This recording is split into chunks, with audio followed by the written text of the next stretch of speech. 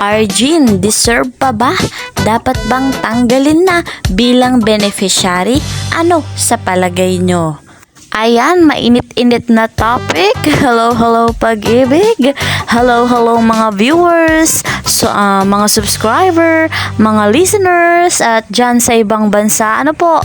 Mga OFW. Ayan, hello po sa inyo. Ayan, ano po?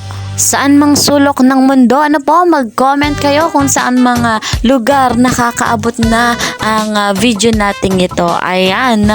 At kung bago po kayo sa aking channel, please po subscribe, Kalingap Kiel, like and share, and don't forget to click the notification bell para lagi po kayong updated sa mga bago kong videos.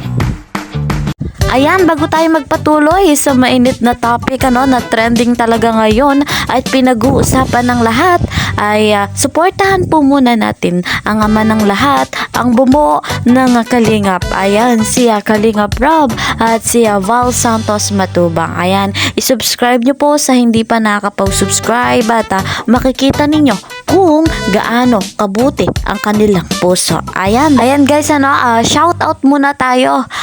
Nagpapa-shoutout si Federico. Ayan, sabi niya, sinubscribe ko na si Kalingap Rob at Val Santos Matubang. Mabait pala sila ate.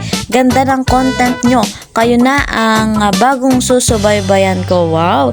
Pa-shoutout po ako. Salamat ho. Wow! Ayan, shoutout po sa inyo, Sir Federico. Maraming salamat sa pag-subscribe kay na Kalingap Rob at Val Santos Matubang. Ayan, happy watching at salamat sa pagtangkilik ng aming video. Ayan, deserve pa ba ni Arjin na maging beneficiary sa Kalingap? Ano po sa palagay nyo? Mag-comment kayo guys, mga Kalingap.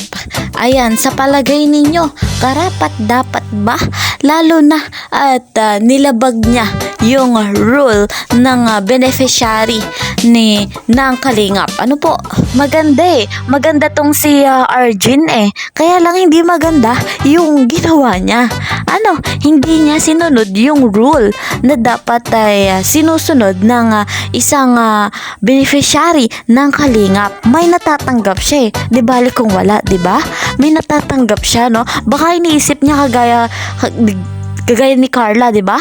Si Carla talaga pinayagan kasi nagpaalam yun yung ginawa niya, hindi siya nagpaalam.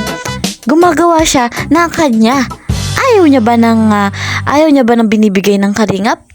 Ayaw niya na ba? Sa tingin niyo po? Trending siya, Pinag-uusapan siya. Ang daming nambaba siya kanya, Ang dami kung makikita niyo sa upload sa mga post sa YouTube.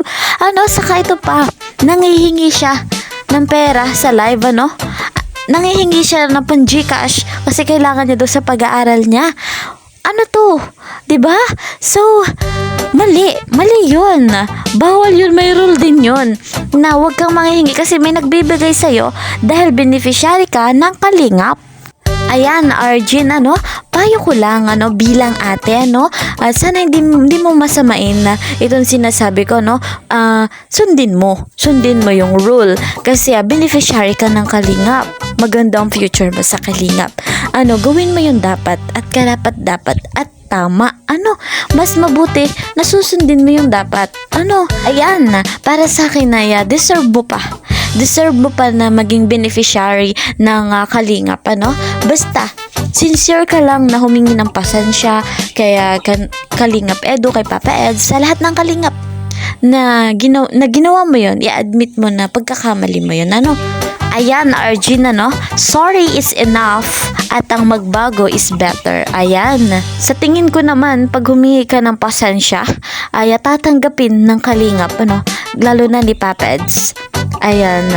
So, ayan guys, hanggang dito na lamang at patuloy nating suportahan ang Love Team, ang Danjoy, ang Jomcarl, at syempre, ang ating Edsy. Ayan, thank you so much for watching dyan po sa ibang bansa, sa mga OFW, mga subscribers, listeners, viewers, maraming salamat.